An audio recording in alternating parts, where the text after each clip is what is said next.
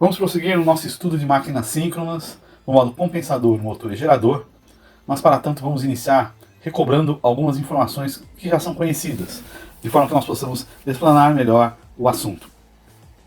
Nós sabemos que quando uma corrente percorre um indutor com N espiras, surge no mesmo um fluxo magnético, fluxo vetorial espacial.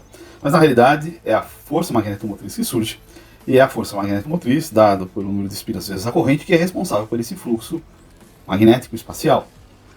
Como a força magnetomotriz é proporcional à corrente, ela está diretamente ligada à corrente, está em fase com a corrente. E aí podemos definir que a corrente no indutor produz a força magnetomotriz que produz o fluxo.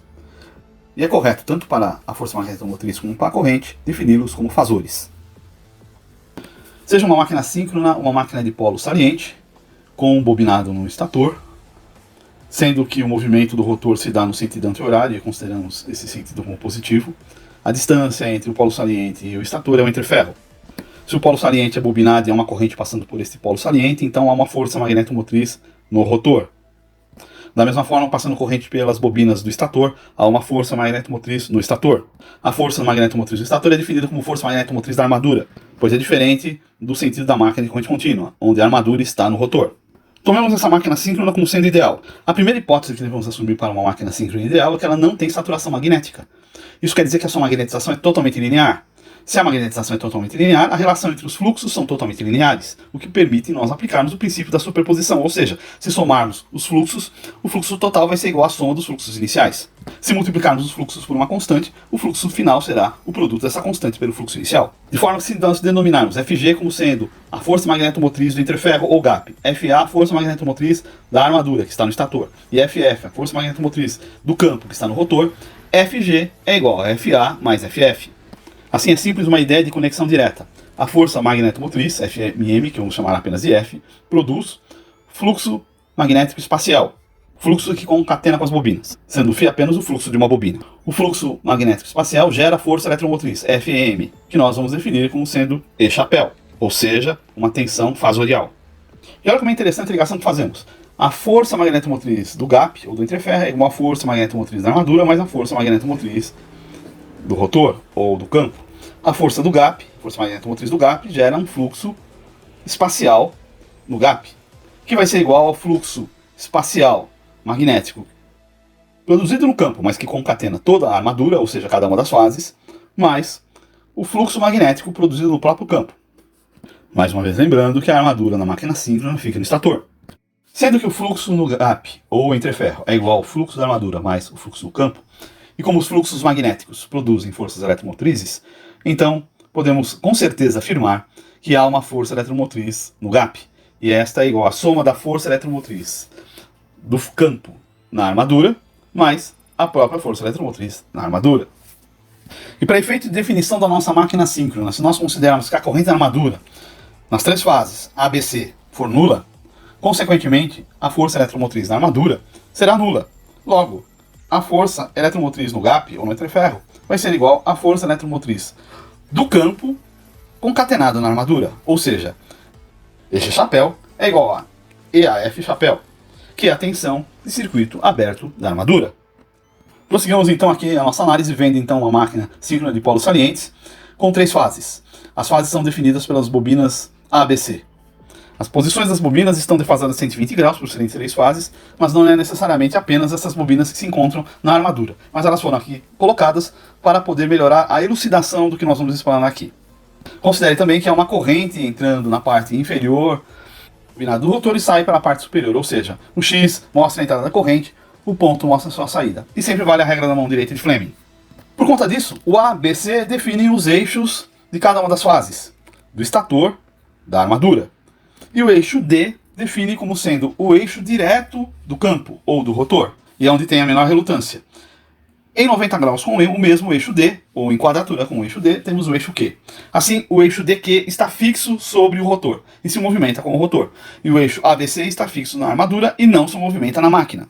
Então, espacialmente, podemos ver aqui as bobinas representando as fases ABC, e também o rotor de polos salientes, sendo representado pelo eixo DQ, sobre esse mesmo rotor. O rotor e seu eixo DQ, que está solidário com ele, se movimentam com velocidade ômega em relação ao eixo do rotor. Esse ômega é relacionado à frequência da máquina elétrica. Por questão de definição técnica, o eixo do campo no rotor é dado como sendo o eixo D. E ainda cada um dos eixos A, B e C tem, na realidade, seus conjuntos bobinados em quadratura com esse eixo. Aí temos um eixo AA', BB', CC', que na realidade está em 90 graus com a posição do eixo ABC, apenas para definir de onde vêm os bobinados reais de uma máquina síncrona. E ainda antes de nós entrarmos na discussão da máquina síncrona propriamente dita, vamos assumir a convenção de receptor. Na convenção de receptor, as tensões ou forças eletromotrizes são adiantadas de π/2 ou de 90 graus elétricos dos fluxos magnéticos que a geraram, sendo que são as forças magnetomotrizes que estabelecem os fluxos magnéticos. Então temos corrente, que gera força magnetomotriz, que gera fluxo, que vai gerar fluxo concatenado, e que gera força eletromotriz. Para considerações de modelo do rotor, nós vamos definir que o eixo do campo, ou o eixo da força magnetomotriz, no campo ou eixo direto, estará sempre na relação da menor relutância dentro do gap, dentro do entreferro. Iniciamos então a nossa análise da máquina síncrona. Nós vamos sempre analisar a máquina síncrona em função da corrente em uma das fases. Vamos adotar a corrente na fase A sempre no pico positivo. Todas as nossas considerações serão feitas dessa forma. Inicialmente podemos considerar também a corrente no campo como sendo nula, logo a força magnetomotriz no campo, ou seja, F de F chapéu, é igual a zero. Com a consideração da corrente no campo sendo nula, podemos dizer que a força magnetomotriz para magnetizar o entreferro ou gap pode ser denominada como Fg de zero chapéu, e consequentemente a força eletromotriz do mesmo também vai ser Eg de zero chapéu. O ponto central da análise deste modelo vai ser respeitar a equação Fg de zero chapéu é igual a Fa chapéu mais Ff chapéu, de forma que a força magnetomotriz estando presente no eixo zero, ou seja, Fg de zero, ou seja, na direção dada pelo gap, não muda. E ela mantém também a força eletromotriz com o mesmo valor, de forma que, nesse caso, Fa e Ff devem se adequar, sempre se adequar. Então, para o caso em que I de F, ou seja, a corrente do campo é nula, a força magnetomotriz do campo, Ff é nula, logo Fg de zero é igual a Fa, ou seja, a força magnetomotriz do gap é igual à força magnetomotriz dada na armadura. Isso implica que elas têm o mesmo valor e estão na mesma direção e sentido. Então podemos partir de um diagrama espacial, em que temos armadura e campo, para um diagrama fasorial. No lado esquerdo temos então um diagrama espacial, e no lado direito desenharemos o nosso diagrama fasorial. Iniciamos como a corrente A está em fase com a força magnetomotriz na armadura, que é igual à força magnetomotriz do gap, porque a corrente no campo é nula. 90 graus adiantado está a tensão do gap, ou a tensão no entreferro, e ela vai ser igual à força eletromotriz ou tensão na armadura. Como a armadura está ligada à tensão de terminal, e os terminais da máquina estão ligados no barramento infinito, então podemos dizer que EG0 vai ser igual à tensão VA, que é a tensão de barramento infinito. De posse dessas informações, podemos partir para a análise da nossa máquina síncrona, de forma ideal, nas três formas da máquina: compensador, o motor e o gerador. Como estaremos tratando de uma máquina ideal, outros critérios serão necessários futuramente para designarmos uma máquina real, mas nós vamos verificar que a nossa idealização está muito próxima de uma máquina real. Nas nossas análises, nós vamos nos deter muito no posicionamento entre a força magnetomotriz, ou seja, o eixo do F de G, ou F de G de zero, com o eixo dado pela força do campo, FF, e o eixo dado pela força da armadura, FA. Temos então que a máquina síncrona ideal como compensador ou atuando como compensador, basicamente é definida por ela não absorver potência ativa. Então, com isso, não há defasagem entre o campo, o rotor e o entreferro. Mas o que é um compensador síncrono se nós apenas conhecemos motores e geradores? Um compensador síncrono pode ser definido como sendo um motor sem carga mecânica acoplada ao eixo, ou um gerador sem demanda de potência ativa nos seus terminais. No compensador, tanto a força magnetomotriz do campo quanto a força magnetomotriz da armadura estarão alinhadas com a força magnetomotriz resultante no entreferro. Adotar como critério a entrada de corrente nas bobinas da armadura, de forma que as correntes que entram na parte externa, ou seja, mais distantes do eixo, são correntes positivas, e as que entram mais próximas do eixo são correntes negativas. Assim teremos corrente IA e C positiva e IB negativo. E aqui a gente já tem desenhado em amarelo a força magnetomotriz no gap, ou no entreferro, e alinhado com ela uma força magnetomotriz do campo, F de F. De forma que F de F mais FA vai dar FG0. Então precisamos ter, no mesmo sentido de FF, uma força magnetomotriz de armadura, que vai ser somada, e a composição linear das duas vai dar exatamente o comprimento de FG0. E podemos verificar que quando F de F é menor que F de G0, é necessário uma força FA para compor a força que falta.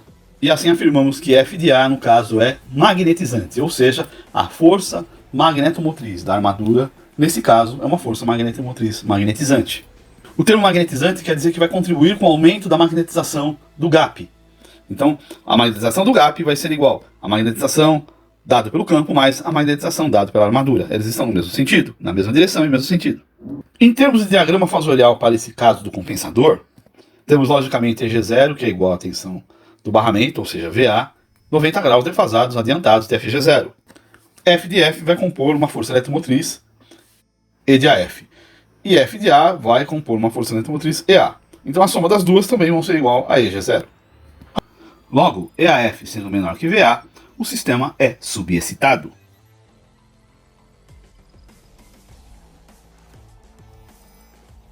Agora passamos para o caso em que o compensador tem uma força magnetomotriz de gap menor que a força magnetomotriz dada pelo campo.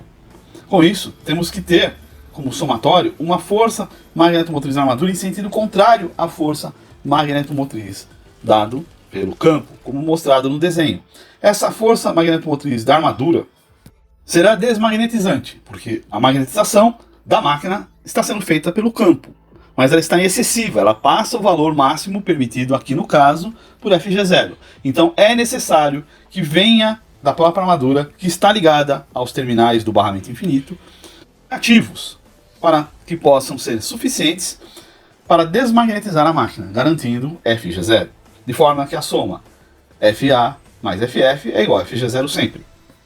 Portanto, nesse caso, FA é desmagnetizante. Isto fica claro no diagrama fasorial que estamos desenhando aqui. Então podemos verificar no diagrama fasorial que EG0, que é a tensão VA, a tensão do barramento infinito, ela é menor que a tensão dada pela força eletromotriz devido à força magnetomotriz do campo. Consequentemente, EG0 vai ser igual a EAF menos EA. E é dado, então, pelo desenho que temos aqui. Logo, EAF sendo maior que VA, o sistema está superexcitado. Passemos agora à análise da máquina síncrona no modo motor. No modo motor, a força magnetomotriz da armadura está sempre adiantada tanto da força magnetomotriz do campo quanto da força magnetomotriz do interferro. Em outras palavras, podemos dizer que a força magnetomotriz da armadura é que puxa o rotor. Por isso, ela deve sempre estar à frente do FG0.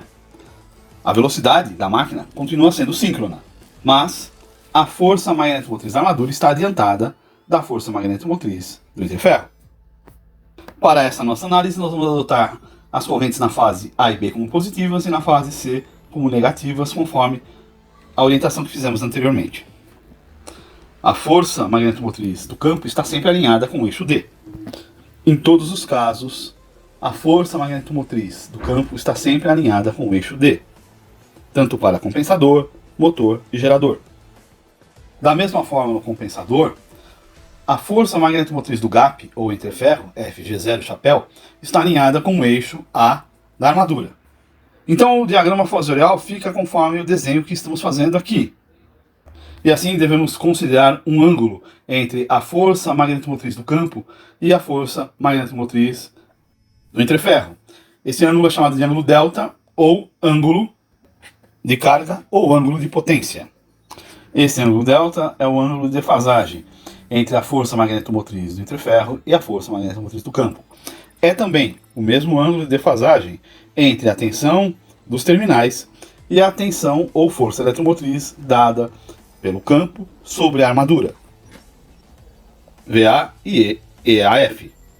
O nosso diagrama fasorial fica também com uma defasagem de EAF em relação a E de G de 0 e somamos EA com EAF para chegarmos a E de G de 0. EAF é menor que VA, portanto, o sistema é subexcitado e FA é magnetizante.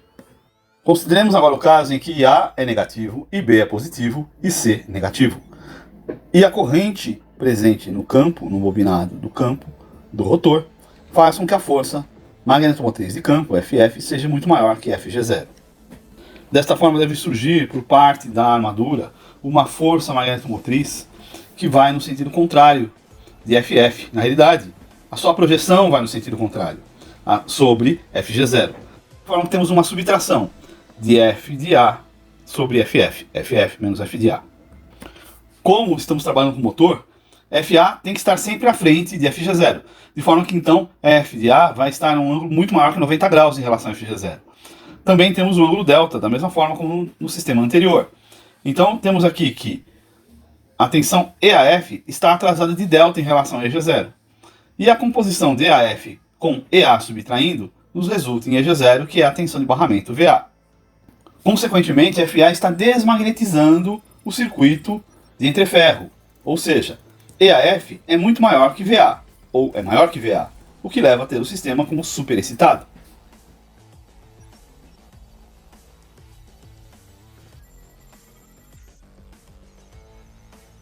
Vamos então agora definir a máquina síncrona como gerador. Vai fornecer potência nos seus terminais. Lembrando que a máquina síncrona sempre vai estar sincronizada em movimento, tanto faz o compensador, como motor ou como gerador. Como nos casos anteriores, FG0 continua no eixo A, ou seja, no eixo da armadura A, da fase A. Temos corrente positiva em A, neste caso, e em B, e corrente negativa em IC. F de F está alinhada com o eixo D, que é o eixo direto do rotor. E por ser um gerador, a força magnetomotriz da armadura está atrasada da força magnetomotriz presente no interferro. Então, para o caso que temos uma pequena corrente percorrendo o enrolamento do campo, gera um valor pequeno de força magnetomotriz no campo, F de F, que deve ser completado com uma força magnetomotriz da armadura, ou seja, com os reativos vindos do barramento infinito, de forma a termos a soma vetorial que vai resultar em FG0. F de F é menor que F de G0, portanto FA é magnetizante, ou seja, contribui com reativos para magnetizar o interferro.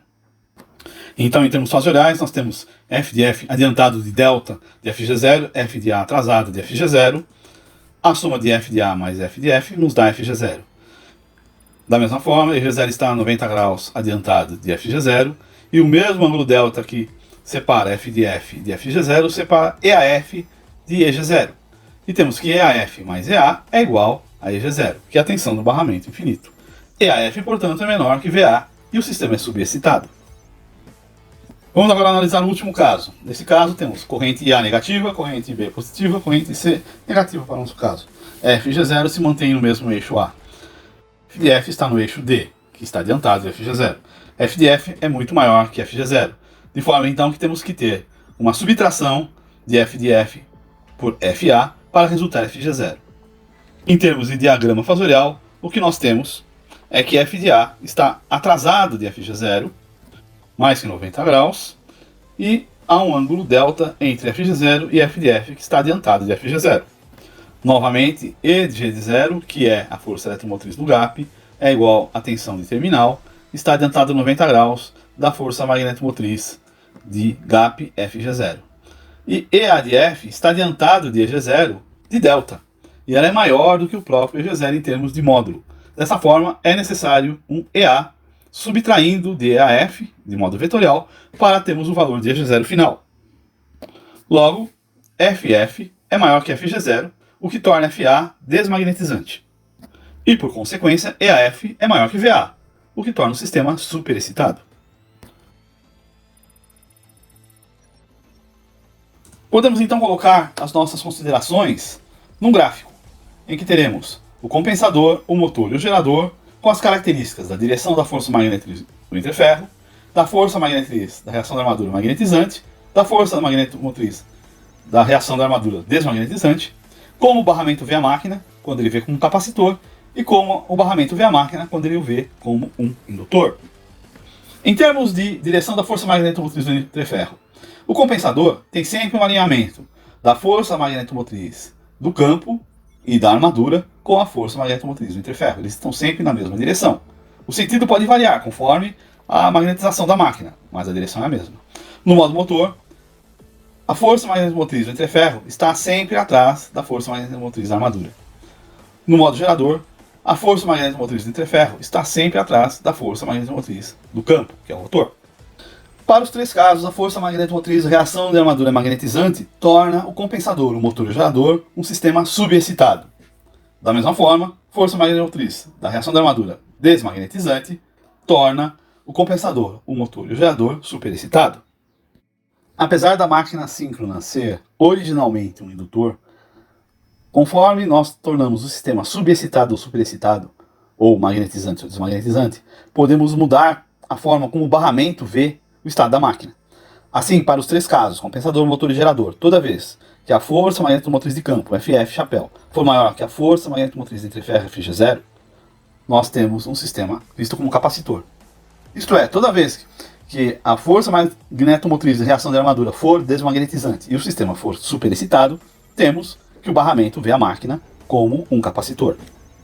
Consequentemente, quando a força magnetomotriz da reação de armadura for magnetizante e o sistema for subexcitado, compensador subexcitado, motor subexcitado ou gerador subexcitado, o barramento vê a máquina como um indutor. Ou seja, quando F de F for menor que Fg0, temos um indutor. E por fim, temos aqui esquematicamente os desenhos fasoriais das forças magnetomotrizes relacionadas. Fg0 chapéu, que é a força magnetomotriz resultante no entreferro, F chapéu de A, ou FA chapéu, que é a força magnetomotriz da armadura, e F de F chapéu, que é a força magnetomotriz do campo. Assim, de forma ideal, temos definidos a máquina síncrona como compensador, motor ou gerador.